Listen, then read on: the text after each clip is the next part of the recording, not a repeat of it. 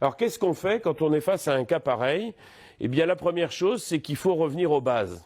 Ça peut paraître trivial, mais pour bien contrôler un diabète, il faut utiliser les bonnes insulines, surveiller suffisamment sa glycémie, avoir un mode alimentaire qui est bien réglé et un protocole qui est conforme à ce que l'on mange, à sa manière de manger. C'est vrai qu'au jour d'aujourd'hui, un patient diabétique insuliné, en fait, il a une liberté alimentaire. Mais il faut que son mode de gestion de ses repas soit conforme, enfin d'insuline soit conforme à ses repas. Autrefois, on en parlait à midi, c'est vrai que les diabétologues disaient, bon, ben, vous êtes diabétique de type 1, il faut faire ça. Vous avez une piqûre à tel moment, et après vous vous démerdez de manière à ne pas faire d'hyper ni d'hypo. Maintenant, c'est l'inverse. C'est-à-dire que maintenant, on dit aux patients, expliquez-moi comment vous vivez, quel est votre rythme de vie, de travail, qu'est-ce que vous mangez. Et c'est à moi, conseiller technique, de vous dire qu'est-ce qu'il faut, a priori, quel est le meilleur moyen de vous traiter. Mais vous comprenez bien que ça, c'est de l'échange. Si vous ne dites pas à votre diabétologue comment vous vivez, comment voulez-vous qu'il vous apporte la bonne solution?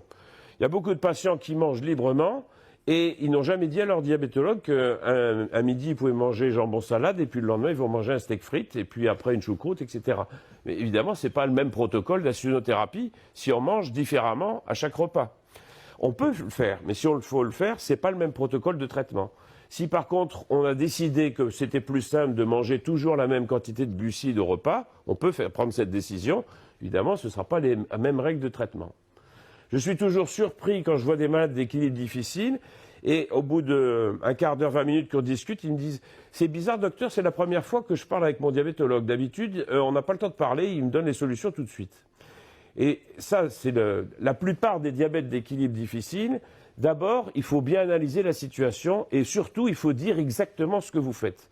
Si on n'a pas la connaissance du mode de vie et d'alimentation, on ne peut rien faire de valable. On proposera des solutions qui ne sont pas adaptées. Donc, n'hésitez pas à perdre du temps à expliquer comment, et puis surtout exiger au diabétologue qu'il vous écoute. S'il ne vous écoute pas, c'est pas comme ça qu'on soigne le diabète. Le diabète, il faut adapter. Moi, je dis toujours à mes malades, je ne suis pas un docteur, je suis un conseiller technique. Vous me dites comment vous vivez et c'est à moi de vous proposer les solutions qui correspondront à votre mode de vie. Ce n'est pas à moi non plus de gouverner votre vie. Si vous avez envie de vous coucher tous les soirs à 3 heures du matin, vous levez à 11 heures et manger de cette façon-là, ce n'est pas moi qui vais vous changer votre mode de vie. Mais c'est à moi de trouver les solutions pour que vous puissiez continuer à vivre comme ça. Et puis, bien entendu, il faut un accompagnement thérapeutique. Le diabète de type 1, c'est une maladie très compliquée. C'est sûrement le traitement le plus compliqué à mettre en œuvre de toute la médecine. Et en plus, c'est un traitement à vie. Ce n'est pas un traitement qu'on fait une fois et puis c'est fini. Donc, comme vous le savez, tout ce qui se passe dans la vie, ça a une influence sur la glycémie. Si on mange, si on a des émotions, des colères, tout ce qui arrive, ça fait bouger la glycémie. Manque de peau, quand on est diabétique traité par l'insuline, on n'a plus l'adaptation automatique du pancréas qui sécrète plus ou moins d'insuline selon les besoins.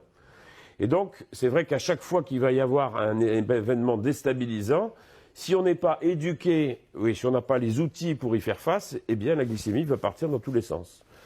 Et de temps en temps, et même assez souvent, on a besoin d'un conseil. Alors, on ne peut pas appeler son médecin à n'importe quelle heure du jour et de la nuit pour avoir un conseil, mais on peut organiser l'accompagnement. Il y a beaucoup de choses qui se mettent en place, la télémédecine par exemple, qui permettra d'avoir des avis régulièrement en dehors des consultations. On ne peut pas imaginer qu'un patient diabétique traité par l'insuline, il voit 3 ou 4 fois par an son diabétologue, ce n'est pas possible. Il faut qu'il ait des conseils intermédiaires de manière à aider à l'ajustement de ses doses en dehors des consultations. Alors les bonnes insulines, c'est quoi ? Bon, là, dans cette salle, j'imagine qu'il n'y a que des gens convertis et à la page en matière d'insulinothérapie. Les insulines NPH, l'insuline ordinaire, c'est fini. On ne peut plus utiliser ces vieilles insulines. De temps en temps, on voit des gens qui sortent du bois qui ont encore ces insulines-là, mais on ne peut pas équilibrer un diabète avec des insulines comme ça. L'insuline ordinaire, c'est une insuline incontrôlable. Au plus on augmente la dose, au plus on prolonge l'effet. Donc si on veut éviter les hyper après les repas, on augmente les doses. Qu'est-ce qu'on fait ? On provoque des hypoglycémies 3 heures après. L'insuline NPH, autant jouer à la roulette, c'est-à-dire que c'est une insuline qui est extrêmement variable dans son effet. Là, c'est le même malade qui était hospitalisé. On lui a fait la même dose 3 soirs de suite. Vous voyez sa glycémie les 3 nuits suivantes. Un coup, il est à peu près bien. Un coup, il était en hyper. L'autre coup, il était en grande hyperglycémie. Pourtant, il était à l'hôpital avec des repas calibrés, etc. Donc l'insuline NPH, on ne peut plus utiliser cette insuline-là. C'est impossible. Donc si vous avez des mix, etc., un diabète traité par mix, par définition, il est mal équilibré, c'est impossible. À moins d'avoir une vie monacale et de manger tous les jours à la même heure la même chose, c'est impossible d'être équilibré. Excusez-moi. Oui. Qu'est-ce qu'une insuline ordinaire? C'est les insulines Act Rapide, Humuline Rapide, Insuman.